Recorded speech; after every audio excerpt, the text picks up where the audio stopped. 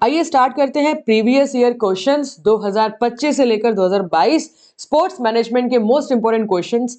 And इस series में definitely आपको बहुत सारे सवाल नए मिलने वाले हैं, बहुत सारे कॉन्सेप्ट्स आपके क्लियर होने वाले हैं। एक एक सवाल का एक एक कॉन्सेप्ट यहाँ पर मैं लेकर आई हूँ आपके लिए। ये सीरीज हेल्पफुल इसलिए और हो जाती है क्योंकि स्पोर्ट्स मैनेजमेंट में क्वेश्चंस रिपीट होते हैं। आप यहाँ पर देखेंगे कि एवरी ईयर 5 से 6 क्वेश्चंस आप मान के चलो, लेकिन जून 2025 में 10 से 11 क्वेश्चंस स्पोर्ट्स मैनेजमेंट में देखे गए। मतलब स्पोर्ट्स मैनेजमेंट बहुत इंपॉर्टेंट सब्जेक्ट बन जाता है, हाईली स्कोरिंग है कि अगर आपको सिलेबस, छोटा सा जो सिलेबस है वो अगर आप अच्छे से कवर कर लेते हैं तो डेफिनेटली आप अच्छा स्कोर कर पाएंगे।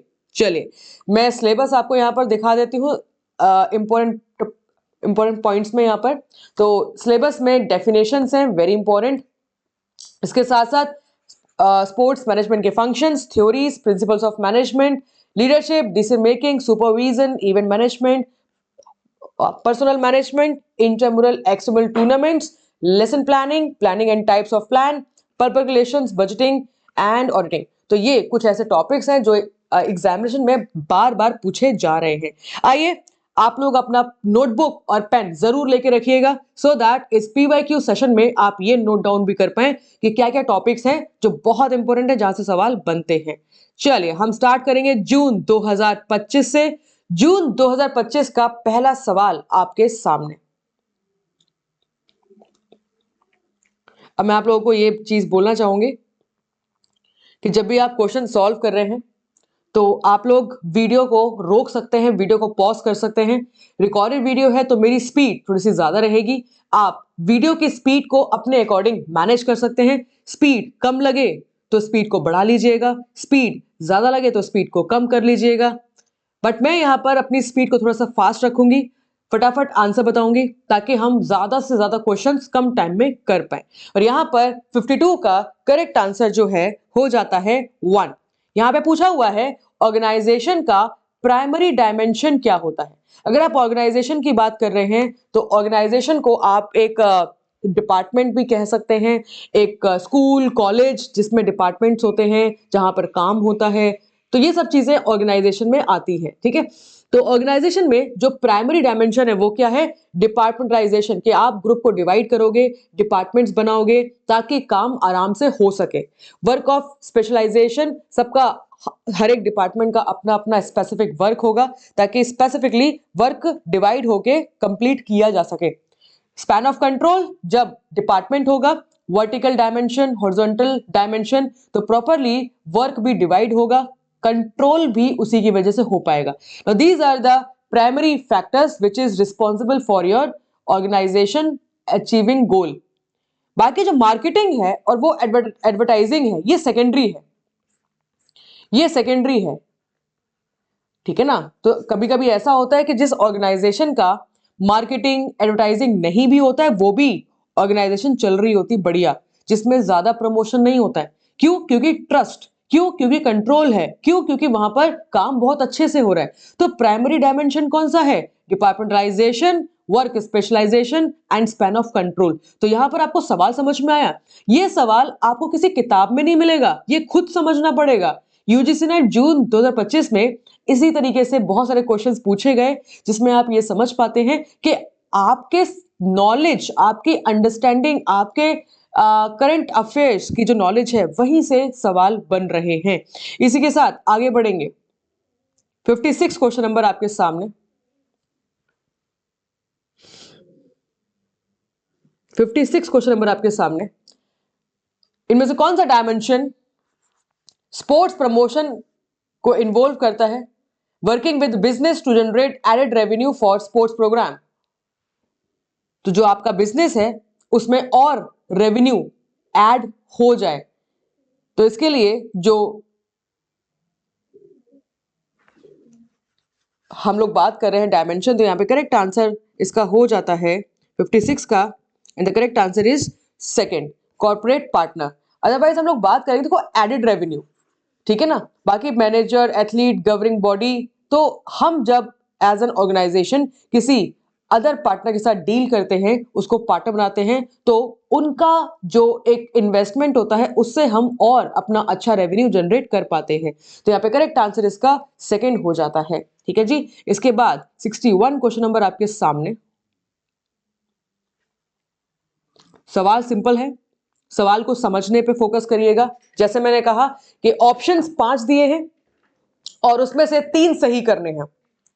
सवाल क्या बोल रहा है? Key aspects of directing effective physical education and sports program in institutions include. तो यहां पर 61 का करेक्ट आंसर दिया हुआ है 4, ए, सी और ई। जैसे मैंने कहा कि जब आप लोग सवालों को सॉल्व कर रहे हैं, क्वेश्चन सॉल्व कर रहे हैं, तो पहले वीडियो को पॉज करिए, उसके बाद समझिए और 1 से 2 मिनट, कितना 1 to 2 मिनट ट्राई करो कि 1 से 2 मिनट में आप सवाल को समझ पाओ और सॉल्व कर पाओ। उसके बाद मेरे आंसर के साथ टैली करो। ये आंसर सारे के सारे प्रीवियस ईयर क्वेश्चंस के ही आंसर हैं। ठीक है, तो यहाँ पे 61 का करेक्ट आंसर 4 हो जाता है, ACE। ए मतलब डिफाइंड चेन ऑफ कमांड्स, सी मतलब क्लैरिटी ऑफ डेलीगेशन, ई मतलब फिक्स रिस्पॉन्सिबिलिटी।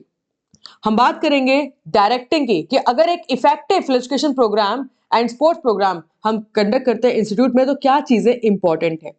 अगर हम बात करते हैं अथॉरिटेरियन अप्रोच, जो कि ये नेगेटिव होता है, ठीक है ना। अथॉरिटेटिव अप्रोच मतलब डिक्टेटरशिप, तो ये जो डिक्टेटरशिप अप्रोच है ये नेगेटिव काउंट होता है, इसलिए बी तो आंसर नहीं होगा। अगर बी नहीं होगा तो ये फर्स्ट में भी दिया है, सेकंड में भी दिया है, थर्ड में भी दिया है।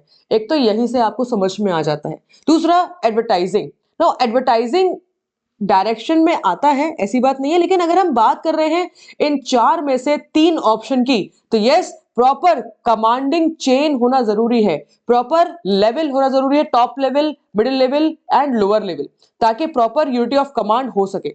इसके बाद डेलीगेशन की प्रॉपर रिस्पॉन्सिबिलिटी क्लियर होना जरूरी है, एंड फिक्स्ड रिस्पॉन्सिबिलिटी, किसको क्या काम करना है ये पता होना जरूरी है, तभी कंट्रोल रहेगा और तभी कोई भी प्रोग्राम इफेक्टिव रहेगा।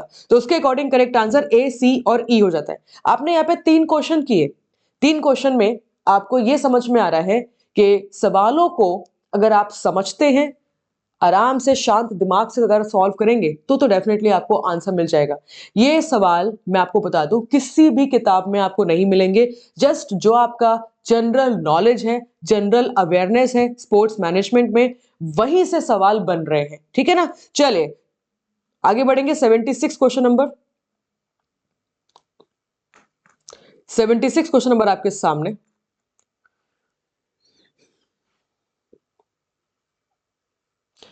List the correct sequence of sports event planning stages. आप अगर कोई स्पोर्ट्स इवेंट प्लान कर रहे हैं तो उसका सीक्वेंस क्या रहेगा। तो जब भी आप कोई प्लान करते हैं तो प्लानिंग के लिए हम सबसे पहले क्या करते हैं, हम एम एंड ऑब्जेक्टिव्स को समझते हैं, सोचते हैं, प्लान करते हैं। इसके बाद पॉलिसीज को फॉर्मुलेट किया जाता है और उसके अकॉर्डिंग यहां पर करेक्ट आंसर थर्ड हो जाता है। ठीक है, 76 का करेक्ट आंसर थर्ड है। सबसे पहले बी, एम एंड ऑब्जेक्टिव्स को सोचना, डिटरमाइन करना, प्लान करना। इसके बाद उसके अकॉर्डिंग पॉलिसीज को फॉर्मुलेट करना, पॉलिसीज को बनाना। इसके बाद कंपाइल द बजट, उसके अकॉर्डिंग बजटिंग, बजट तैयार करना। And then detail plan and time scale, तो जो भी आपने बजट प्लान किया है उसके बाद डिटेल और प्लान करना, फर्दर प्लान करना। क्योंकि मेनली आपकी जो प्लानिंग है 2 तरीके से होती है। जब आप एक ओवरव्यू प्लान करते हैं, फिर ओवरव्यू प्लान के बाद फिर आप तैयार करते हैं बजटिंग, तो budgeting is also a part of planning. जैसे आप एक बजट तैयार कर लेते हैं, आपको एक आइडिया आ जाता है कि आपके पास फाइनेंस कितना है, और जब आपको एक फाइनेंस का आइडिया हो जाता है तब जाके आप फर्दर प्लानिंग करते हैं। तो जो आपकी कंप्लीट प्लानिंग है वो आपके बजटिंग प्रोसेस के बाद शुरू होती है। इसलिए detail plan and time scale, कितना टाइम है आपके पास अपने प्लान को एग्जीक्यूट करने के लिए। इसके बाद आता है आपका सी, इस्टेब्लिश कंट्रोल सिस्टम। तो ये जब आप करते हैं उसके बाद आप कंट्रोल के ऊपर फोकस करते हैं कि आप किस तरीके से कंट्रोल करेंगे। तो यहां पर करेक्ट आंसर थर्ड हो जाता है। इसी के साथ 83 क्वेश्चन नंबर आपके सामने। Media is often considered to provide 3 broad functions. Media के 3 बड़े फंक्शंस हैं। अब वो कौन से 3 बड़े फंक्शंस हैं? कौन से वो 3 बड़े फंक्शंस हैं? सोसाइटी की बात की जा रही है और यहां पर 83 का करेक्ट आंसर हो जाता है 1, बी, डी एंड ई। जो प्राइमरी मेन फंक्शन है, ब्रॉड फंक्शन है सोसाइटी के लिए, दैट इज इंफॉर्मेशन। अब कंपटीशन के लिए अगर हम बात करेंगे तो media is not a source of competition. Like competition के लिए तो नहीं है। मीडिया से हमें इंफॉर्मेशन मिलती है, जो सोशल इंफॉर्मेशन है, जो सोसाइटी की इंफॉर्मेशन है, ये हमको मीडिया से मिलती है। इसलिए बी इसका सही जवाब होगा, ना कि कंपटीशन। कंपटीशन इसका गलत जवाब रहेगा। ठीक है, इसी के बाद एजुकेशन, ये दूसरा मेन इसका बड़ा इसका एक पर्पस है, एजुकेशन एंड एंटरटेनमेंट। तो बी के बाद डी एंड ई, तो B D E is the correct answer.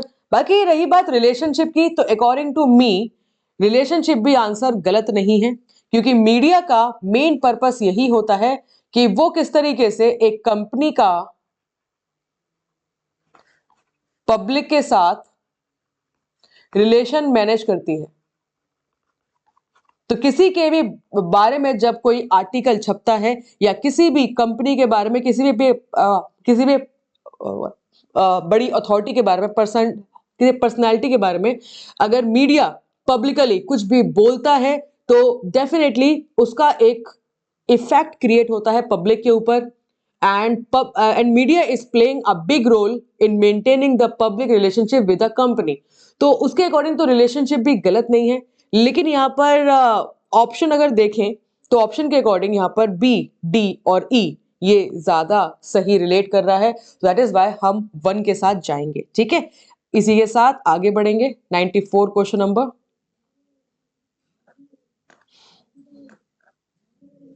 94 question number आपके सामने, बहुत बहुत अच्छा सवाल है ये। और 94 का करेक्ट आंसर यहां पर हो जाता है 94 का करेक्ट आंसर यहां पर हो जाता है 1। 1 इज द करेक्ट आंसर। तो this is the match of the following. Alright, तो ए का 4 इंडोर स्पोर्ट्स फैसिलिटी एरिना, बिल्कुल सही जा रहा है। बी का 3 auditing financial management. What is auditing? तो बेसिकली जो कंपनीज होती हैं वो एवरी ईयर ऑडिटिंग करवाती हैं, जिसमें कंपनी का पूरा फाइनेंस का डेटा वहां पर क्लियर हो जाता है। कितना इनकम हुआ, कहाँ एक्सपेंडिचर हुआ, कितना लॉस हुआ, कहां पर इन्वेस्टमेंट किया गया है, कितना पैसा डेप्थ किया गया है, कितना पैसा एसेट्स है, कितना पैसा लायबिलिटी है। तो ये सब चीजें ऑडिटिंग में क्लियर हो जाती है। और auditing is very important so that एक फाइनेंशियल मैनेजमेंट प्रॉपर्ली मेंटेन हो पाता है, मैनेज हो पाता है। पब्लिक रिलेशन, जिसकी मैंने अभी आपको बताया था, तो सी का 2 image. What is public relation? ये कंपनी की किसी भी पर्सनालिटी की एक इमेज है सोसाइटी के आगे, जिसे कहते हैं पर्सनल पब्लिक रिलेशन, एक image. Personal management, personal management का मतलब है कि if you are having a company और उस कंपनी में एम्प्लॉइज हैं, तो एम्प्लॉइज का management, management of a person, तो दैट इज पर्सनल मैनेजमेंट, जिसमें अप्रेजल की बात की जाती है। What is appraisal? अप्रेज करना, मोटिवेट करना, इनिशिएट करना, डायरेक्ट करना, उनको अप्रिशिएट करना, इसे अप्रेजल कहते हैं। तो अप्रेजल आपके पर्सनल मैनेजमेंट के साथ रिलेट करता है कि अगर आपकी कंपनी है तो आपको अपने लोगों में ये सब चीजें करनी पड़ेंगी, जिसकी वजह से मोटिवेशन बना रहे और वो प्रॉपर काम कर पाए। तो इसके अकॉर्डिंग करेक्ट आंसर यहाँ पर 1 हो जाता है। सवाल समझ में आ रहा है? बड़ा अच्छा सवाल है। आगे बढ़ेंगे। 109th क्वेश्चन नंबर आपके सामने। List the correct sequence of human resource management in sports organization. अब आप देख पा रहे हैं कि सारे के सारे सवाल सेल्फ अंडरस्टूड है। अगर थोड़ी बहुत बेसिक नॉलेज आपको है तो भी आप स्पोर्ट्स मैनेजमेंट के क्वेश्चंस बड़े आराम से कर पा रहे हैं। अब यहां पर सीक्वेंस लगाना है। अगर आपकी स्पोर्ट्स ऑर्गेनाइजेशन है और आपको ह्यूमन रिसोर्स में क्या क्या आता है? ह्यूमन रिसोर्स में स्टाफिंग आती है, रिक्रूटमेंट होता है। तो यहां पे ये कह रहा है कि अगर एक ऑर्गेनाइजेशन रिक्रूटमेंट करती है तो उसका तरीका क्या होगा, सही सीक्वेंस क्या होगा? तो यहाँ पे 109 का करेक्ट आंसर फोर्थ हो जाता है सबसे पहले डी, प्लानिंग। पहले आप प्लान करोगे, प्लानिंग के बाद रिक्रूटमेंट करोगे। ठीक है, पहले प्लानिंग किया कि आपको कहां कहां पे जरूरत है, कितने डिपार्टमेंट्स आपको बनाने हैं, ये प्लानिंग में आ गया। उस डिपार्टमेंट के अकॉर्डिंग कितनी रिक्रूटमेंट आप करेंगे, कितनी आप भर्ती करोगे, रिक्रूटमेंट। इसके बाद सिलेक्शन एंड स्क्रीनिंग। तो जब आप रिक्रूटमेंट करेंगे तो रिक्रूटमेंट में आप सिलेक्शन करेंगे और ये चेक करेंगे कि कौन से जो स्टाफ मेंबर हैं वो आपके लिए सही साबित होंगे और उस पर्टिकुलरली डिपार्टमेंट में फिट होंगे। स्क्रीनिंग, आप उनको फिल्टर करोगे। सी के बाद ई, ओरिएंटेशन एंड इंडक्शन। फिर आप उनको समझाओगे कि एग्जैक्टली करना क्या है, how to explore, how to do the work. जैसे ही सिलेक्शन हो जाएगा, सिलेक्शन के बाद आप उनको इंट्रोड्यूस करोगे about your company and the work. इसके बाद लास्ट में आ गया आपका ट्रेनिंग एंड डेवलपमेंट। फिर जब ये आप उनको क्लियर करोगे, इंट्रोड्यूस करोगे, उसके बाद उनकी ट्रेनिंग होगी और डेवलपमेंट होगा। तो ये एक प्रोसेस होता है ह्यूमन रिसोर्स मैनेजमेंट का। अब आप खुद सोचो कि जब ये सवाल दोबारा आपके एग्जामिनेशन में आएगा तो आप ये कैसे कर पाओगे। ये सवालों को अगर आपको दोबारा से एग्जाम में आए तो क्या कर लोगे आप, बड़े आराम से कर पाओगे। बट ये है कि 2-3 बार जब आप ऐसे सवालों की प्रैक्टिस कर लेते हो तो आपके लिए फिर चीजें आसान हो जाती हैं। ठीक है, चलिए इसी के साथ आगे बढ़ेंगे। 117 question number, match of the following. तो पहला सवाल आपके सामने, तो 117 का करेक्ट आंसर यहां पर हो जाता है first option is the correct answer. सबसे पहले ए का 3, assigning responsibility, that is directing. तो what is the main function of directing, assigning responsibility, exactly करना क्या है। जो भी स्टाफ मेंबर्स को आपने रिक्रूट किया है उनको बताना कि व्हाट टू डू, उनको रिस्पॉन्सिबिलिटीज असाइन करना। इसके बाद बी का 4, रिपोर्टिंग सिस्टम, कंट्रोलिंग में आता है। आप किस तरीके से सबकी रिपोर्ट तैयार करते हैं एंड रिपोर्टिंग से आप ये समझ पाते हैं कि पिछली बार की परफॉर्मेंस कितनी थी और अब परफॉर्मेंस कितनी है, तो उससे कंट्रोल बना रहता है, वेरी इंपॉर्टेंट। इसके बाद स्टाफिंग, स्टाफिंग को रिक्रूटमेंट कहा जाता है और फोरकास्टिंग कम्स अंडर प्लानिंग।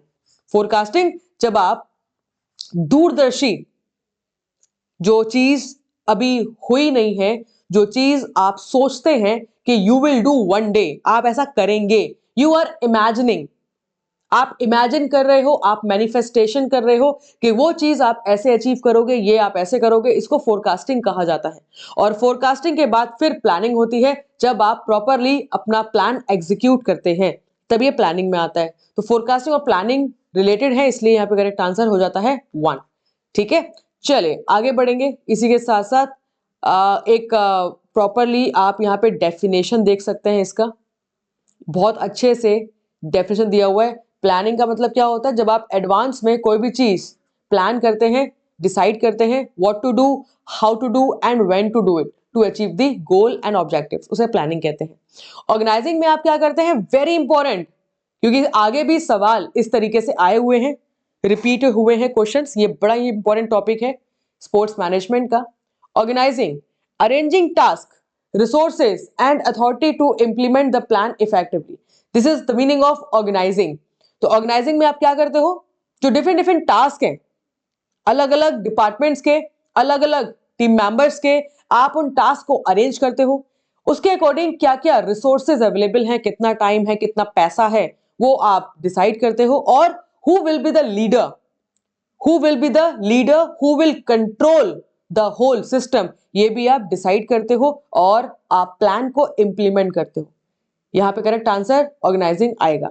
इसके बाद स्टाफिंग, जिसमें आप रिक्रूटमेंट, सिलेक्शन, ट्रेनिंग और प्लेसमेंट करते हो at the right people to the in the right jobs, इसको स्टाफिंग कहते हैं। दोबारा समझो, वेरी इंपॉर्टेंट, पहले आप रिक्रूटमेंट करेंगे, उसके बाद सिलेक्शन करेंगे, उसके बाद ट्रेनिंग करेंगे एंड देन प्लेसिंग करेंगे। अभी पिछला सवाल ऐसा ही आया था, जो पिछला सवाल था वो कुछ ऐसा ही था, पहले रिक्रूटमेंट किया, फिर सिलेक्शन किया, उसके बाद ट्रेनिंग किया, उसके बाद प्लेसमेंट उनको दिया।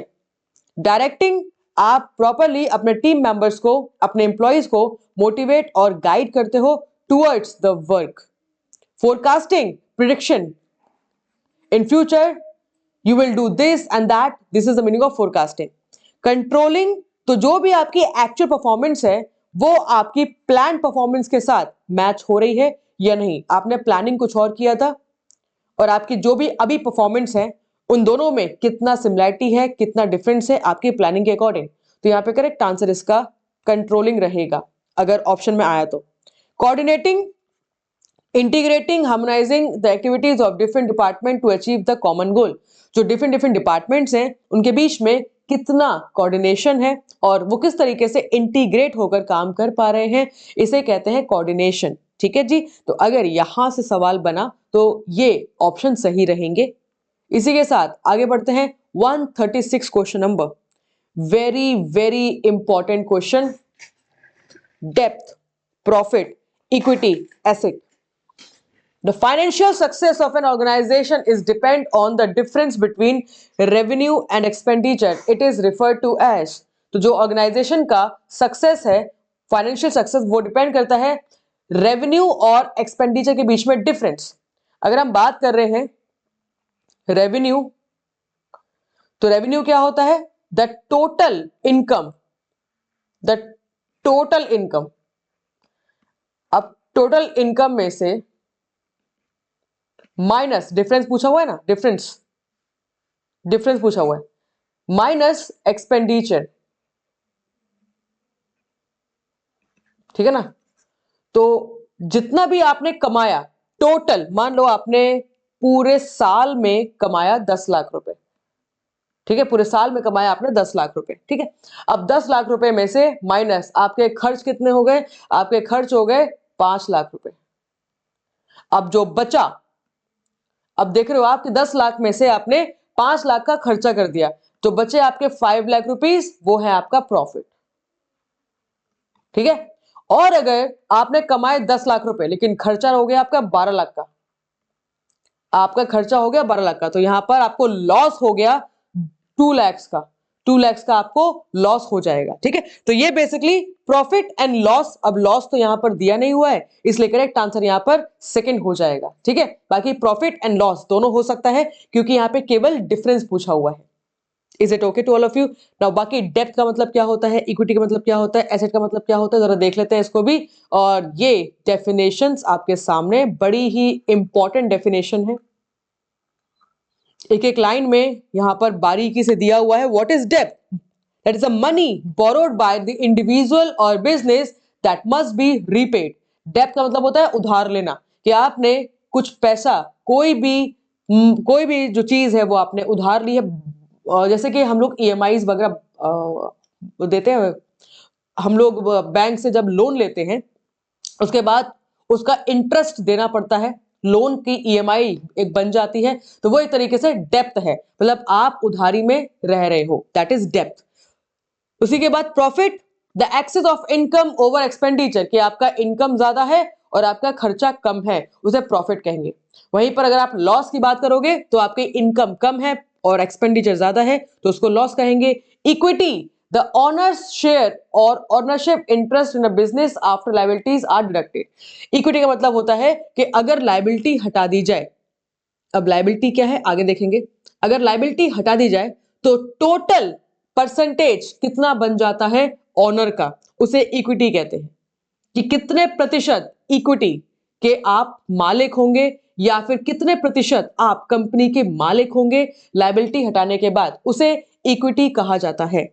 Asset, anything owned by the person, जो चीज मेरी है, मुझे उसका ना पैसा उधार देना है, ना मुझे उसका कुछ चुकाना है, ना मैंने लोन लिया है, वो चीज मेरी है, दैट इज एसेट्स। और ये एसेट्स आपकी इकोनॉमिकल वैल्यू को बढ़ाते हैं। कोई भी ऐसी चीज, जैसे सपोज करो आपने गोल्ड खरीद लिया, अब आपने गोल्ड खरीद लिया है, वो एक इन्वेस्टमेंट है आपकी। अब उस गोल्ड का आपको कोई पैसा देना नहीं पड़ता, बल्कि वो हर दिन बढ़ रहा है। तो जो एसेट होते हैं वो एक तरीके से इन्वेस्टमेंट आपने किया, कुछ ऐसी चीजें जो आपको आपका फाइनेंशियल इकोनॉमिकल वैल्यू बढ़ाती हैं, ना कि घटाती हैं। और अगर कोई भी फाइनेंशियल ऑब्लिगेशन और the amount owned by the business to others, which means that कि कोई चीजें जो आपने खरीदी हैं लेकिन वो आपकी नहीं है, वो अभी किसी और की अथॉरिटी है। जैसे कि मान लो आपने कार खरीद ली, आपने घर खरीद लिया, तो कार और घर अभी आपने अगर अगर बैंक के साथ मिलकर खरीदा है तो पैसा दिया बैंक ने, आपकी बन गई ईएमआई, तो अब आप ईएमआई चुका रहे हो, तो अभी भी वो चीज आपकी नहीं है। आप भले ही कार में घूम रहे हो, आप भले ही उसमें रह रहे हो, घर में रह रहे हो, बट वो चीज अभी आपकी नहीं है, वो लायबिलिटी है। तो वो आप देखोगे कि वो आपका खर्चा कर रही है, उसको मेंटेन करने में भी और खर्चा होता है, तो दैट इज द लायबिलिटी। तो जो चीज आपकी नहीं है, किसी और की है, अभी अथॉरिटी किसी और के पास है अभी उस चीज की, उसे लायबिलिटी कहते हैं। Revenue the total income by a person और द कंपनी, उसे कहते हैं revenue the total income. Auditing very important, जो मैंने अभी आपको समझाया तो वो आप देख लीजिएगा, इसके बारे में हमारी बात हो चुकी है। Alright, very important. चलिए, तो यहां तक आपने जो सवाल किए मेरे साथ, जैसे कि मैंने बताया कि तकरीबन 10 से 11 क्वेश्चंस जून 2025 में आ चुके हैं। आपने समझा कि जो सवाल आए हुए हैं वो थोड़ा सा नॉलेज बेस्ड आए थे। बाकी अब देखते हैं दिसंबर 2024 में, केवल 3 सवाल आए, केवल 3 सवाल। और यहां पर आप देखोगे स्टाफिंग का प्रोसेस पूछ लिया है। अभी जो आपने सवाल देखा था उसी में स्टाफिंग का प्रोसेस लिखा हुआ था। दोबारा से एक बार करेंगे। हाँ जी, 53 का करेक्ट आंसर यहां पर सेकंड हो जाता है। सेकंड कैसे? सबसे पहले B, assessing man power requirement.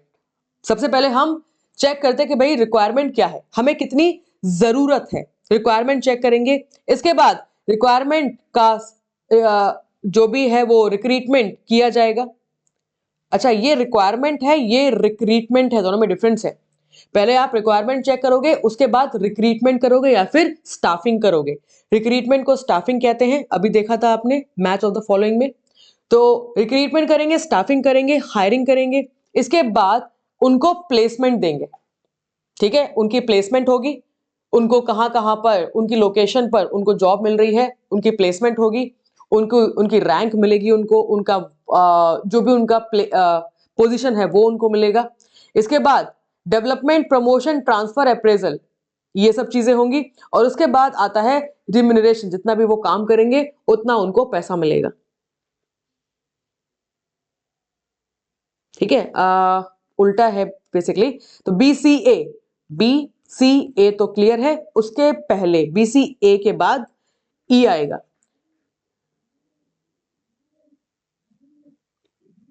Development of employees remuneration, determination of employees remuneration.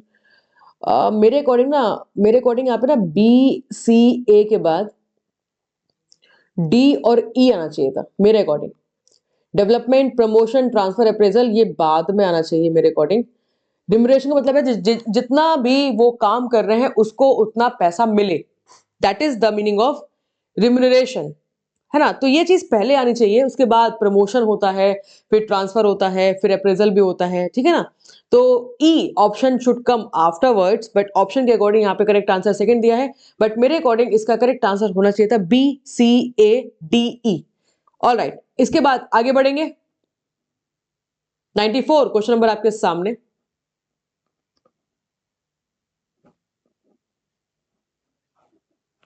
सवाल समझ में आ रहे हैं आप लोगों को?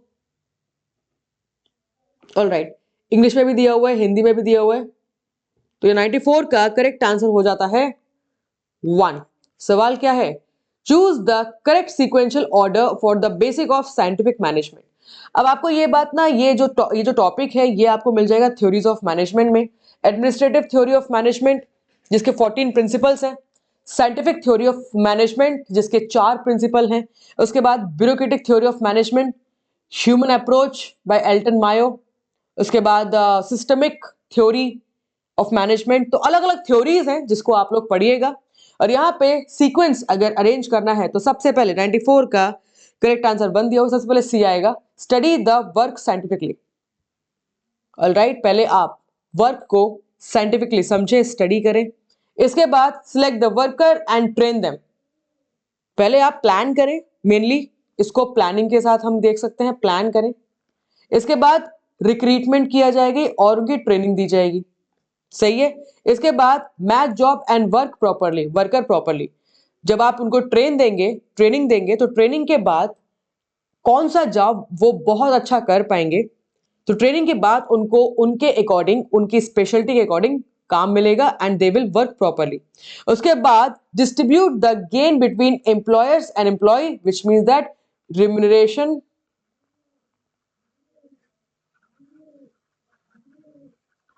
And appraisal. ठीक है ना। रिम्यूनरेशन मतलब जितना वो काम करेंगे उतना उनको पैसा मिलना चाहिए। अप्रेजल का मतलब हो गया कि उनको कितना कितना बोनस मिल रहा है, कितना इंसेंटिव मिल रहा है, ये सब चीजें अप्रेजल में आती हैं। ठीक है, तो सवाल बिल्कुल सिंपल है, सीक्वेंस है, और आप ये बात देख रहे हैं एग्जैक्टली सेम तो नहीं, लेकिन ऑलमोस्ट एक जैसे ऑप्शंस, ऑलमोस्ट एक जैसे सवाल बार बार रिपीट हो रहे हैं। तो इसी तरीके से सवाल एग्जामिनेशन में आते हैं। इसी के साथ 99 क्वेश्चन नंबर आपके सामने, जो अभी मैंने आपको समझाया था, दोबारा से मैच ऑफ द फॉलोइंग में आपके सामने।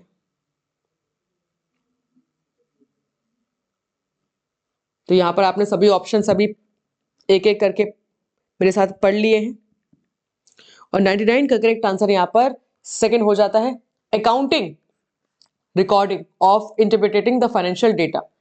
तो जो भी आपका डेटा है उसका प्रॉपर्ली रिकॉर्ड मेंटेन करना, अकाउंटिंग। इसके बाद बी, एसेट्स, बी का 1, properties of the value owned by the individual. If the property of the value owned by the individual, then it is asset, or if the property or of the value owned by others, then it is known as liability. तो liability यहां पर क्या हो जाएगी, liability हो जाएगी यहां पर debt owned to others, तो D का 3 और C का 4, तो इसके अकॉर्डिंग करेक्ट आंसर यहाँ पे सेकंड हो जाएगा। ठीक है, बहुत बढ़िया। तो यहाँ पर आपने 2 साल के सवाल सॉल्व कर लिए हैं। इसके बाद जून की बात करेंगे, जून 2024, और बड़ा अच्छा सवाल है ये जून 2024 का। कौन से टाइप ऑफ लीडर्स यूज करते हैं रीइंफोर्समेंट इन मैनेजमेंट? कौन से टाइप ऑफ लीडर्स यूज करते हैं रीइंफोर्समेंट इन मैनेजमेंट? और यहां पे 53 का करेक्ट आंसर हो जाता है 1, ट्रांसैक्शनल लीडर्स। तो ट्रांसैक्शनल लीडर्स यूज करते हैं reward to motivate the employees, punishment to decrease the behaviour. तो जो भी उनका नेगेटिव अगर बिहेवियर उसको डिक्रीज करने के लिए पनिशमेंट यूज की जाती है। तो जो भी लीडर रिवॉर्ड एंड पनिशमेंट के अकॉर्डिंग मैनेज करता है उसे कहते हैं ट्रांसैक्शनल लीडर्स। ऐसे लीडर्स जो अपने टीम मेंबर्स को ट्रांसफॉर्म कर देते हैं, उनका एटीट्यूड, बिहेवियर, पर्सनैलिटी ही बदल जाती है, तो उन्हें कहते हैं transformational leader. Bureaucratic leader, they lead by the position. वो अगर हेड ऑफ द डिपार्टमेंट है, या वो प्रिंसिपल है, या फिर वो लीडर हैं, तो दे विल रूल, वो अपने पोजीशन से रूल करेंगे। ऐसे लीडर्स को कहा जाता है ब्यूरोक्रेटिक लीडर। ऐसे लीडर्स जो सबको सपोर्ट में लेकर डिसीजन लेते हैं, that is known as the democratic leader, they lead by democracy. तो यहां पर सारे ऑप्शन आपको समझ में आ रहे हैं, एक बार ये भी देख लीजिए आपके लिए। तो जो मैंने अभी आपको समझाया वही यहां पे दिया हुआ है, आप इसको एक बार पढ़िएगा, तो उसके अकॉर्डिंग करेक्ट आंसर यहां पर ट्रांजैक्शनल लीडर होगा। ठीक है जी, चलिए आगे बढ़ेंगे। 57 क्वेश्चन नंबर आपके सामने, at the organizational level the use of resources for achieving goal is called. तो यहां पे 57 का करेक्ट आंसर हो जाता है 1, ऑर्गेनाइजेशनल एफिशिएंसी। तो अगर हम लोग ऑर्गेनाइजेशनल लेवल की बात कर रहे हैं, तो इनमें से कौन सा रिसोर्सेस का यूज रहेगा? Organization effectiveness, organizing achievement, organizational leadership. देखिए एफिशिएंसी ये शब्द यहां पर समझ के रखिएगा। एफिशिएंसी वर्ड रिलेट करता है कि आप कम इनपुट में ज्यादा आउटपुट दे पाए। This is the actual meaning of efficiency. मान लो अगर आप फिजिकल एफिशिएंसी की बात कर रहे हैं, तो फिजिकल एफिशिएंसी का मतलब है कि आप कम एनर्जी इनपुट कर रहे हैं और ज्यादा एक्टिविटी कर पा रहे हैं। कम एनर्जी में आप ज्यादा एक्टिविटी कर पा रहे हैं, उसे कहते हैं physical efficiency. Same teaching efficiency के आप कम रिसोर्सेस के साथ भी अच्छा पढ़ा रहे हैं, कम टाइम में भी अच्छा पढ़ा रहे हैं। तो एफिशिएंसी बेसिकली रिलेट करता है रिसोर्सेस के साथ, और रिसोर्सेस में 2 चीजें आती हैं, टाइम एंड मनी। तो अगर आप दोनों चीजों को कंट्रोल करके ज्यादा आउटपुट ले पा रहे हैं कि आप कम पैसा कम टाइम इन्वेस्ट करके ज्यादा आउटपुट अगर आप ले पाते हैं तो उसको एफिशिएंसी कहा जाता है। तो ये सवाल बड़ा अच्छा है, but again I am saying general knowledge. ये सवाल तो आपको ऐसे किसी किताब में मिलेगा भी नहीं, जस्ट योर जनरल नॉलेज। तो ये सवाल एक जनरल नॉलेज के बेस पे भी आए हैं एग्जामिनेशन में, ठीक है ना। तो ये आप समझ पा रहे हैं कि एग्जामिनेशन में स्पोर्ट्स मैनेजमेंट में सवाल बनते कैसे हैं। तो यहाँ पे फर्स्ट इसका करेक्ट आंसर इसका हो जाता है। इसी के साथ आगे बढ़ेंगे। 65 क्वेश्चन नंबर आपके सामने, बड़ा अच्छा सवाल आया था ये। फर्स्ट लाइन मैनेजर को क्या कहा जाता है? तो फर्स्ट लाइन मैनेजर को कहा जाता है supervisory manager. First line manager, supervisory manager. Middle line या फिर मिडिल लेवल को क्या क्या कहा जाता है? मैनेजर्स, ठीक है, मिडिल लेवल को मैनेजर्स। और टॉप लेवल, जो टॉप लेवल होता है इसे कहते हैं एडमिनिस्ट्रेटर्स, ठीक है जी। तो जो टॉप लेवल मैनेजर्स होते हैं या फिर टॉप लेवल मैनेजमेंट होता है, टॉप लेवल जो डिपार्टमेंट होता है उसे कहते हैं administration, which is responsible for making rules, regulations, policies, functions, duties assign करना। तो ये सब एडमिनिस्ट्रेटर के फंक्शंस हैं। मैनेजमेंट का काम है उन सभी चीजों को एग्जीक्यूट करना, एग्जीक्यूट करना। तो यहां पे आपको समझ में आ रहा है top level, middle level and lower level. ये डेफिनेशन दी हुई है यहां पे।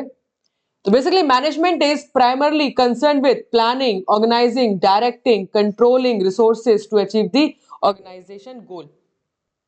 तो ये फंक्शन है मैनेजमेंट का। और अगर हम बात करेंगे एडमिनिस्ट्रेशन की, तो एडमिनिस्ट्रेशन फोकस करता है पॉलिसीज बनाना, गाइडलाइंस देना, गाइड करना, और किस तरीके से काम कैसे होगा, स्मूथ फंक्शनिंग कैसे हो सकती है, सबकी क्या क्या ड्यूटीज हैं, ये सब एडमिनिस्ट्रेशन डिसाइड करता है। तो यहाँ पे दोनों फंक्शन भी आपको समझ में आ रहे हैं, इंपॉर्टेंट। इसी के साथ आगे बढ़ेंगे। 70 क्वेश्चन नंबर, जैसे मैंने कहा था कि functions of management, planning, organising, directing, evaluating, ये बहुत इंपॉर्टेंट है एग्जामिनेशन के लिए। सवाल आते हैं, बार बार रिपीट हो रहे हैं। और यहां पर 70 का करेक्ट आंसर हो जाता है second, effective integration of various human, financial and material resources. ये मैंने अभी आपको करवा दिया है ना। अभी मैं दोबारा से आपको दिखाना चाहूंगी।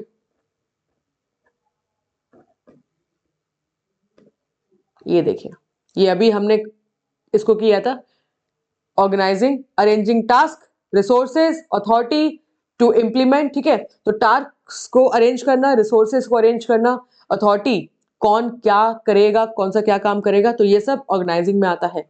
तो यहां पर आप इसको सवाल को समझ पा रहे हैं।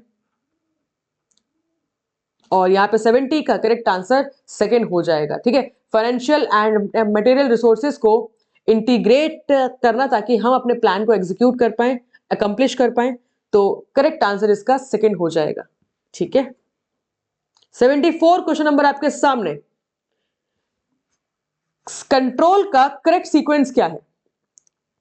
कंट्रोल का करेक्ट सीक्वेंस क्या है?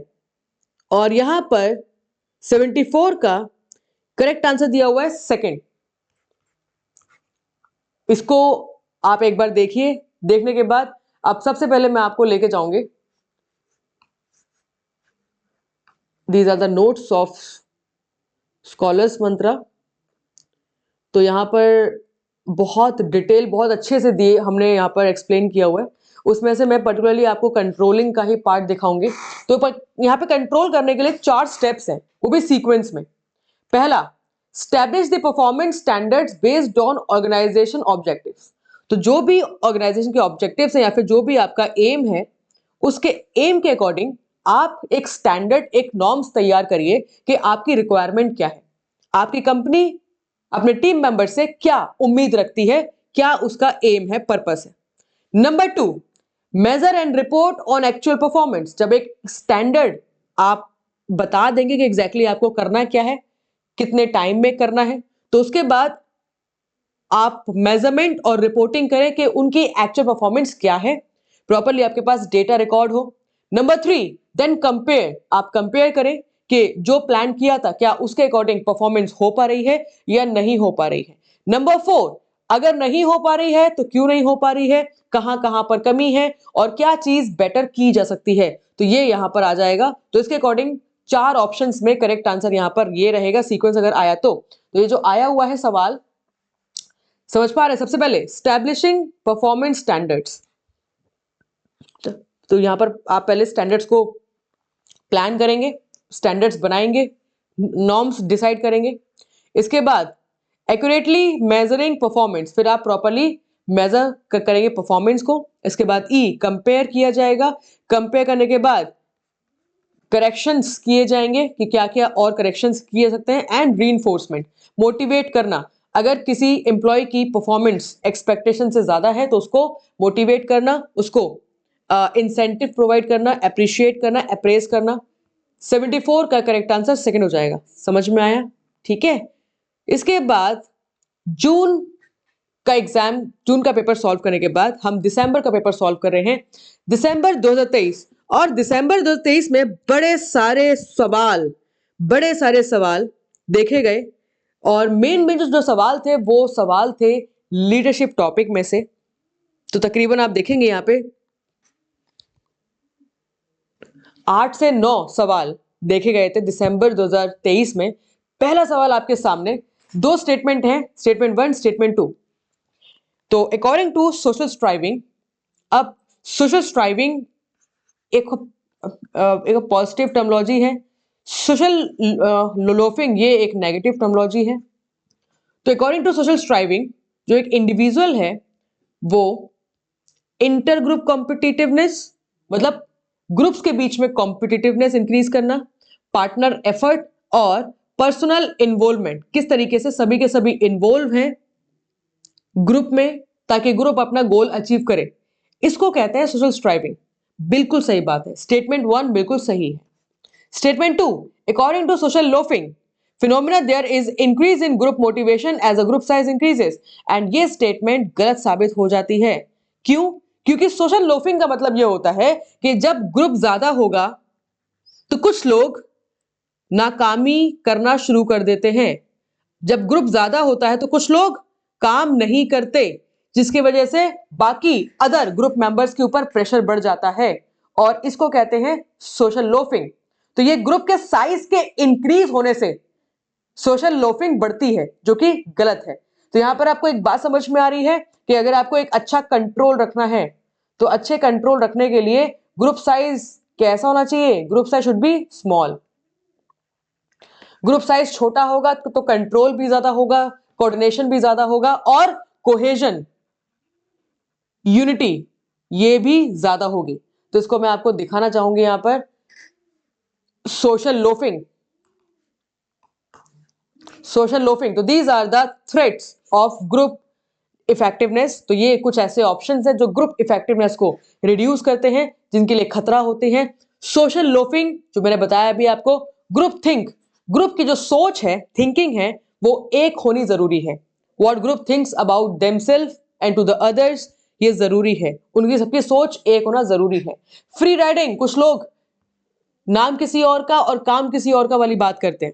काम किसी और का है लेकिन हमने भी अपना नाम ऐड कर दिया, हमने काम नहीं किया लेकिन फिर भी हमारे ग्रुप ने काम किया तो हमारा भी नाम हो गया, दैट इज फ्री राइडिंग।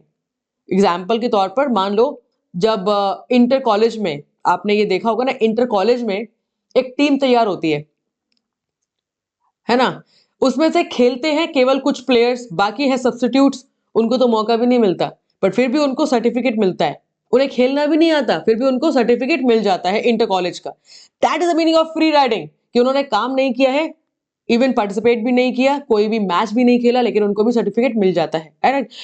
कभी कभी कुछ अच्छे प्लेयर्स हैं, पूरी की पूरी टीम ही अच्छी है तो एक अलग बात है, लेकिन आप जानते हैं कि खेलने वाले 5 होते हैं और बैठने वाले 12 होते हैं, इस तरीके से फ्री राइडिंग।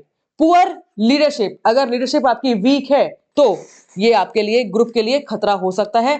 ब्लॉकिंग, कोऑर्डिनेशन अगर है एक डिपार्टमेंट से दूसरे डिपार्टमेंट, दूसरे से तीसरे से डिपार्टमेंट, तो इस तरीके से इंफॉर्मेशन ट्रैवल करती है, इस तरीके से इंफॉर्मेशन ट्रैवल करती है। अगर यहां पे ब्लॉक हो जाए, किसी ने इंफॉर्मेशन को प्रॉपर्ली पास नहीं किया, तो आगे इंफॉर्मेशन जाएगी क्या? नहीं। तो इसे कहते हैं ब्लॉकिंग, इंफॉर्मेशन को ब्लॉक करना ताकि कोऑर्डिनेशन कम हो जाए। तो ये खतरा है ग्रुप इफेक्टिवनेस के लिए। ठीक है, आपको सवाल समझ में आ रहे हैं? बढ़िया। इसी के साथ आगे बढ़ेंगे। 57 क्वेश्चन नंबर आपके सामने, एंड यहां पर पूछा हुआ है कि इनमें से कौन कौन से ऑप्शन के बढ़ने से कोहेजन बढ़ेगा, किस किस ऑप्शन से कोहेजन बढ़ेगा। What is cohesiveness? That is unity. तो यूनिटी कब बढ़ेगी? जब पर्सनल अट्रैक्शन होगा, लोग आपस में अट्रैक्ट होंगे, लोग आपस में एक दूसरे को पसंद करेंगे, अप्रिशिएट करेंगे। तो ए बिल्कुल सही है। लार्ज ग्रुप साइज, जैसे मैंने कहा, ये गलत है। जितना बड़ा ग्रुप उतनी कम यूनिटी, तो इसलिए बी काट दो। इंट्रा ग्रुप कंपटीशन, ये गलत है, क्योंकि कंपटीशन इंटर होता है, इंटर मतलब बिटवीन, और जो इंट्रा लिखा हुआ है, इंट्रा मतलब विद इन। आपस में ही कंपटीशन नहीं होना चाहिए, आपस में ही कंपटीशन नहीं होना चाहिए, इंटर होना चाहिए, मतलब बिटवीन, इसलिए सी काट दो। एग्रीमेंट ऑन गोल्स, सभी के सभी एक ही गोल पे एग्री हैं। इंट्रैक्शन, कोऑर्डिनेशन होना जरूरी है। तो A D E correct answer यहां पे 1 हो जाता है। सवाल समझ में आया? आगे बढ़ेंगे। 86 क्वेश्चन नंबर फिर से आ गया, ये फंक्शंस ऑफ मैनेजमेंट। देख रहे हो आप, functions of management is very very important question. और यहाँ पे 86 का करेक्ट आंसर सेकंड हो जाता है, organizing, effectively integrating various human financial material resources. और ये सवाल बार बार रिपीट हो चुका है, तो second is the correct answer. दोबारा आए तो याद रखिएगा। 86 के बाद 93 क्वेश्चन नंबर आपके सामने, इनमें से कौन सा फैक्टर है जो टीम कोहेजन को इंक्रीज करता है? 93 का करेक्ट आंसर दिया हुआ है 1। बाकी large group size decreases, intra group competition decreases, domination, एक दूसरे को नीचे दिखाना, ये भी आपके कोहेजन को डिक्रीज करेगा। इसलिए करेक्ट आंसर है पर्सनल अट्रैक्शन, ये इंक्रीज करेगा। इसके बाद 99 क्वेश्चन नंबर आपके सामने, इनमें से कौन सा ग्रुप है which is organized by its member to attempts to influence organization? जो ग्रुप आपस में मेंबर्स खुद ही बना देते हैं अपने ऑर्गेनाइजेशन को इन्फ्लुएंस करने के लिए। मान लो हम किसी कॉलेज में, स्कूल में जॉब करते हैं, हमने 3 से 4 लोगों का एक ग्रुप तैयार कर लिया, और हम 3 से 4 लोग जो हैं वो हम इंस्टाग्राम पर कुछ रील्स बनाते हैं इंपॉर्टेंट कंटेंट के अकॉर्डिंग। अब इससे क्या हो रहा है? इससे हमारा इंडिविजुअल प्रमोशन भी हो रहा है, हमारी ऑर्गेनाइजेशन का प्रमोशन भी हो रहा है, हमारे प्रोफेशन का प्रमोशन भी हो रहा है। तो a group organized by its member to attempt to influence the organization, basically ये एक इंटरेस्ट ग्रुप है, क्योंकि कोई सरकारी ग्रुप नहीं है, या फिर कोई स्पेसिफिक फॉर्मल ग्रुप नहीं है, या फिर किसी पर्पस के लिए बनाया गया है। हाँ, पर्पस तो है, लेकिन पर्पस कैसा है? कैजुअल, इनफॉर्मल पर्पस है, तो इसे कहते हैं इंटरेस्ट ग्रुप। तो 199 का करेक्ट आंसर यहां पर सेकंड दिया हुआ है। इसके बाद 117 डेफिनेशन है। 117, the process of influencing the action of an individual or a group towards achieving intended goal is known as। तो process of influencing the action of individual, individual को, ग्रुप को कैसे मोटिवेट करना, कैसे डायरेक्ट करना, कैसे lead करना, तो ये सब किसका काम होता है? लीडरशिप का। तो इसको कहते हैं लीडरशिप। 117, और इसके बाद करेक्ट आंसर के बाद 117, एक सेकेंड, 117 102,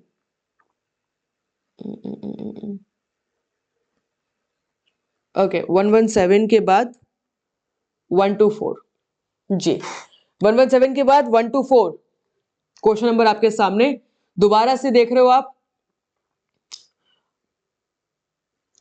और यहां पर जो फाइनेंशियल हेल्थ है ऑर्गेनाइजेशन की, उसकी सेकंड स्टेज की बात की जा रही है। तो ऑर्गेनाइजेशन की फाइनेंशियल स्टेज जो हेल्थ है, उसकी सेकंड स्टेज में कौन कौन से ऑप्शन आते हैं? तो 124 का करेक्ट आंसर है सेकंड।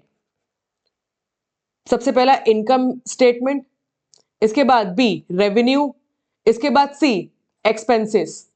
ठीक है, तो ये आपके ऑर्गेनाइजेशन फाइनेंशियल हेल्थ के पहले स्टेज में आते हैं, income statement, revenue and expenses. उसके बाद फिर आपके नेक्स्ट स्टेज में आते हैं एसेट्स एंड इक्विटी। ठीक है जी, तो यहाँ पे करेक्ट आंसर इसका ABC सेकंड हो जाता है। इसके बाद यहां तक आपका जो दिसंबर 2023 का पेपर है वो सॉल्व हो जाता है। इसके बाद आगे बढ़ेंगे जून 2023 का पेपर। अब जैसे कि आप यहाँ पे देख पा रहे हैं कि ऑलमोस्ट जो भी क्वेश्चंस आपने किए, ऑलमोस्ट जो भी चीजें आपने यहां पर करी, एवरी क्वेश्चन इज रिलेटेबल। सारे क्वेश्चंस आपस में रिलेटेबल हैं। ऐसा कोई भी सवाल नहीं है जो आपको ये लगे कि ये कहां से आ गया, आउट ऑफ सिलेबस आ गया, ऐसा कोई भी सवाल नहीं है।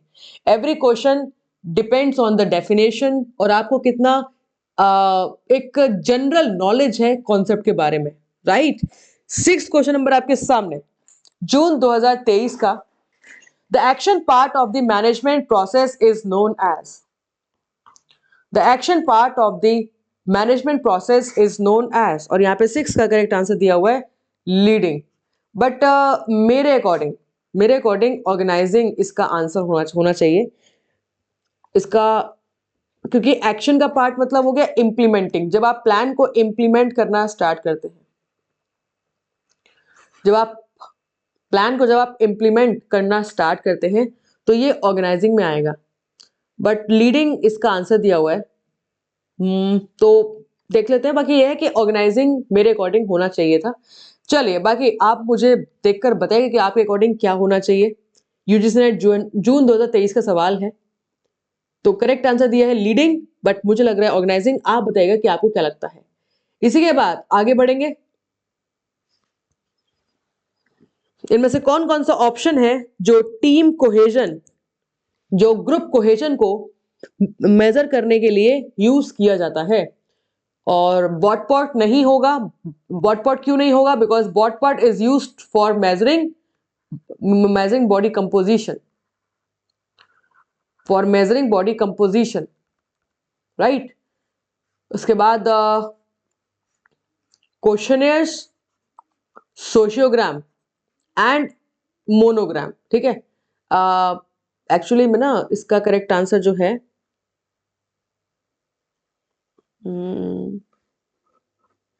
6th के बाद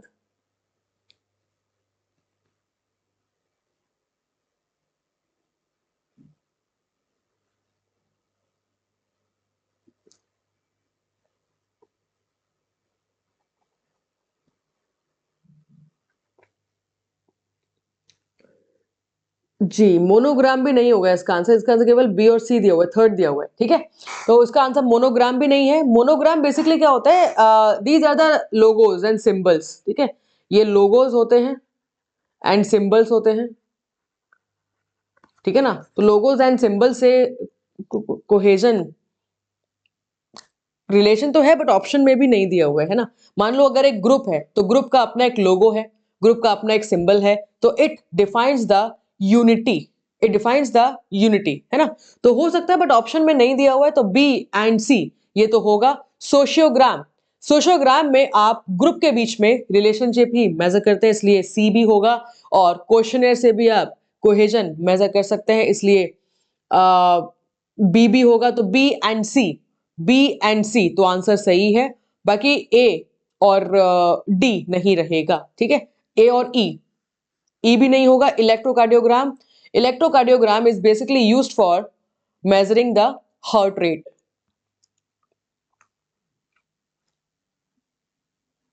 हार्ट कंडक्शन एक्टिविटी को मेजर करने के लिए इलेक्ट्रोकार्डियोग्राम यूज होता है। 52 क्वेश्चन नंबर आपके सामने। A coach who allows athletes to participate in decision about the group goals. अगर एक कोच है जो अपने एथलीट को भी अलाउ करता है डिसीजन लेने के लिए, तो ये किस टाइप का बिहेवियर रहेगा? And the correct answer is democratic behaviour. Autocratic नहीं होगा। क्यों? क्योंकि वो खुद सेल्फ डिसीजन नहीं ले रहा है, वो सबको मिलकर डिसाइड कर रहा है। तो यहां पे करेक्ट आंसर इसका सेकंड रहेगा, डेमोक्रेटिक बिहेवियर। 52 के बाद 53 क्वेश्चन नंबर आपके सामने। What are the elements of sports management? Sports management के कौन कौन से एलिमेंट्स हैं? तो 53 का करेक्ट आंसर यहां पर थर्ड हो जाता है, A, B and D. Organizing, planning, evaluating. Organizing, planning, evaluating. A, B, D. Organizing, planning, evaluating. ठीक है जी. तो these are the elements of sports management. Participating ये नहीं होता है. बाकी organizing, planning, evaluating, these are the functions of sports management. बाकी मैं आप लोगों को यहाँ पर ये भी दिखाना चाहूंगी जो different functions जो दिए हैं according to Henry Fayol. So these are the main functions by different experts: forecasting, planning, organizing, commanding, coordinating, controlling by Henry Fayol. Lyndall Urwick: planning, organizing, commanding, coordinating, communicating, forecasting, investigation. Luther Gulick: planning, organizing, staffing, directing, coordinating, responding and budgeting. तो ये bye Luther गुलिक. कहीं कहीं पर Henry Fayol के 6 principles 6 functions दिए हैं, कहीं कहीं पे 5 दिए हैं. अगर 5 दिए हैं तो यहां से शुरू होगा प्लानिंग से. ठीक है जी. चलिए, तो ये समझ में आ रहा है 53 का. 53 के बाद ये सवाल करते हैं. ऑलराइट, 77 क्वेश्चन नंबर आपके सामने. अगर एक जनरल लेसन प्लान को आप सीक्वेंस में अरेंज करते हैं तो जनरल लेसन प्लान को सीक्वेंस में अरेंज करने का क्या सही सीक्वेंस रहेगा? 77 का करेक्ट आंसर दिया हुआ है. सेकंड, सबसे पहले इंट्रोडक्टरी पार्ट, इसके बाद फॉर्मल पार्ट, इसके बाद special part and then recreational part. तो उसके अकॉर्डिंग करेक्ट आंसर यहां पर सेकंड हो जाता है. ठीक है, ये तो सिंपल सा सवाल है जी. नेक्स्ट क्वेश्चन नंबर आपके सामने. 2 स्टेटमेंट्स हैं आपके सामने. When a group feel distinct, अगर ग्रुप डिस्टिंक्ट फील करता है तो it's feeling of unity and oneness decreases. What is group distinct? Distinct का मतलब होता है कि ग्रुप अपने आप को दूसरों से कितना अलग महसूस करता है. मतलब ये इंटर ग्रुप कंपैरिजन है. तो 2 टाइप का होता है, एक होता है इंटर ग्रुप, एक होता है इंट्रा ग्रुप. अगर इंट्रा ग्रुप कंपैरिजन है, इसका मतलब है कि ग्रुप में आपस में ही मेंबर जो हैं वो एक दूसरे को पसंद नहीं करते. लेकिन जो डिस्टिंक्ट है, ये जो शब्द है ये रिलेट करता है कि ग्रुप अपने आप को, पूरा ग्रुप अपने आप को बाकियों से किस तरीके से अलग महसूस करता है. तो हम ग्रुप को कब अलग रखते हैं? जब ग्रुप की यूनिफॉर्म अलग होती है, ग्रुप का अपना एक फ्लैग होता है, ग्रुप का अपना एक लोगो होता है, अपना एक मोटो होता है. तो this is the meaning of group distinctness. तो जिस भी ग्रुप में अगर डिस्टिंक्टनेस होगी, ग्रुप डिस्टिंक्ट फील करेगा, तो ये अच्छी बात है, क्योंकि ग्रुप का अलग रहना, अलग दिखना जरूरी है. बाकी ग्रुप में आपस में उनमें यूनिटी है, आपस में उनमें कोऑर्डिनेशन है, लेकिन बाकियों से वो अलग अपने आप को फील करते हैं. जितना अलग फील करेंगे तभी तो कॉम्पिटिटिवनेस बढ़ेगा. तो यहां पर जितना ग्रुप डिस्टिंक्ट फील करेगा उतना यूनिटी एंड वननेस डिक्रीज नहीं इंक्रीज होगी. तो ये सवाल याद रखिएगा. तो यहां पे स्टेटमेंट 1 तो गलत हो जाती है. In sports distinctiveness is traditionally achieve through the team uniform and mottos. Clear, समझ में आ गया कि जो स्पोर्ट्स डिस्टिंक्टिवनेस है वो हम लोग टीम यूनिफॉर्म और मोटोस और फ्लैग और लोगोस की वजह से अचीव करते हैं. टीम एक दिखती है, यूनाइट दिखती है, 1 दिखती है. तो स्टेटमेंट 2 सही है, तो 1 गलत है, 2 सही है, 4th is the correct answer. ठीक है जी. इसके बाद 75th क्वेश्चन नंबर आपके सामने. Which one of the following provide a plaintiff with the cause of action to sue a superior for a negligent act of the subordinate. और ये different type of liability के बारे में पूछा हुआ है. और यहां पर इसका करेक्ट आंसर इसका हो जाता है 1, विकैरियस लाइबिलिटी. सवाल ये है कि मान लेते हैं कि आपको किसी कंपनी ने कुछ प्रोवाइड किया, मान लो लैपटॉप. आपको कंपनी में लैपटॉप दिया है. अगर लैपटॉप में कुछ भी हो जाता है तो अगर उसकी जिम्मेदारी कंपनी लेती है, ठीक है, आपकी कंपनी ने आपको लैपटॉप दिया, अगर उस लैपटॉप में कुछ भी टेक्निकल इश्यू हो जाता है तो उसकी जिम्मेदारी कंपनी की होगी, कंपनी उसका नुकसान भरेगी. तो इस टाइप की लायबिलिटी को कहा जाता है विकेरियस लायबिलिटी. इस टाइप की लायबिलिटी को कहते हैं विकेरियस लायबिलिटी. ठीक है ना. What is mortgage liability? के आपने किसी चीज को गिरवी रख के किसी से पैसा लिया है, जैसे कि गोल्ड लोन, है ना, गोल्ड लोन। तो अगर आपके पास गोल्ड है तो आपने अपने गोल्ड को गिरवी रख के आपने पैसा उठाया है, that is your mortgage liability. अगर आपने एक बहुत बड़ा इन्वेस्टमेंट किया है तो उसे कहते हैं कैपिटल लायबिलिटी। और इन फ्यूचर अगर कोई प्रॉब्लम आ सकती है तो उसके लिए जब आप रेडी हैं कि भाई आपने बहुत अच्छा खासा इन्वेस्टमेंट किया हुआ है फॉर फ्यूचर, जैसे कि एलआईसी, एलआईसी क्या है, जीवन के साथ भी जीवन के बाद भी, तो ये एक आपने इन्वेस्टमेंट किया कि इन फ्यूचर अगर कोई प्रॉब्लम आती है तो आपके पास पैसा होना चाहिए। तो ये इस तरीके से है, बाकी आप इसको एक बार देखिएगा, very important. Vicarious liability, mortgage liability, capital liability and contingent liability. ठीक है जी। इसके बाद हम लास्ट कुछ क्वेश्चंस करेंगे दिसंबर 2022 के। तो यहां पे 14th क्वेश्चन नंबर आपके सामने, gaining confidence from watching a friend और टीममेट परफॉर्म सक्सेसफुली, ये कौन सा एक्सपीरियंस है? तो एक तरीके से ये विकैरियस एक्सपीरियंस है कि आप किसी और को देखकर मोटिवेट हो रहे हो, आप किसी और को देखकर मोटिवेट हो रहे हो, तो ये विकैरियस एक्सपीरियंस में काउंट होता है। इसके साथ साथ 37 क्वेश्चन नंबर, बहुत अच्छा सवाल है, पॉलिसीज प्रोसीजर रूल्स, ये किस टाइप का प्लान है? तो 37 का करेक्ट आंसर दिया हुआ है सेकंड, ये स्टैंडिंग प्लान है। मैं इसको आपको दिखाना चाहूंगी कि प्लान्स बेसिकली दो टाइप के होते हैं, स्टैंडिंग प्लान और सिंगल यूज प्लान। जो स्टैंडिंग प्लान होते हैं वो लंबे समय के लिए बनाए जाते हैं और जो सिंगल यूज प्लान है वो शॉर्ट टर्म के लिए बनाए जाते हैं। स्कोप की अगर हम बात करें तो इसका वाइड स्कोप है और सिंगल यूज प्लान का इसका नैरो स्कोप है। ये रिपीटेटिव इन नेचर है, लंबे समय के लिए बनाए जाते हैं, तो बार बार यूज किए जाते हैं स्टैंडिंग प्लान। ये वन टाइम प्लान है, एक बार यूज किया उसके बाद खत्म। इसमें आती है policies procedures method, standing plan में पॉलिसीज प्रोसीजर मेथड ये बार बार चेंज नहीं होती है, एक बार बन जाती है फिर बहुत लंबे समय के लिए इंप्लीमेंट होती है। ऑब्जेक्टिव्स एंड बजट ये बार बार तैयार किया जाता है, तो ये भी आप समझेंगे टाइप्स ऑफ प्लान में। सिंगल यूज में आ गया आपका बजट प्रोग्राम प्रोजेक्ट्स, ये सिंगल यूज प्लान है। बाकी पॉलिसीज प्रोसीजर्स मेथड ये रिपीटेड स्टैंडिंग प्लान्स में आएगा। तो अब आपको सवाल समझ में आ गया? हाँ जी, तो पॉलिसीज प्रोसीजर्स रूल्स किस में आ गया आपका? स्टैंडिंग प्लान्स में। ओके, कौन से लीडर्स हैं जिनका एटीट्यूड होता है they trust and reliance on their employees, जो अपने एम्प्लॉइज पर डिपेंड होते हैं। और यहां पर करेक्ट आंसर इसका हो जाता है laces fair management, laces fair management. तो आई रियली होप कि आपको ये सेशन पसंद आया होगा। मैंने ऑलमोस्ट सारे के सारे क्वेश्चंस यहाँ पर ऐड कर आपको एक कॉन्सेप्ट डेवलप करवाने की कोशिश करी है। आपने जैसे कि देखा कि जनरल अवेयरनेस आपके लिए बड़ा जरूरी है स्पोर्ट्स मैनेजमेंट में। अगर आपको थोड़ा बहुत कॉन्सेप्ट के बारे में नॉलेज है, टर्मिनोलॉजीज क्लियर हैं, तो आपके लिए स्कोर करना बड़ा ही आसान हो जाएगा।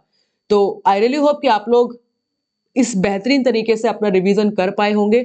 अगर आपको वीडियो में कहीं पर भी कोई कमी लगे तो हमें जरूर बताइएगा।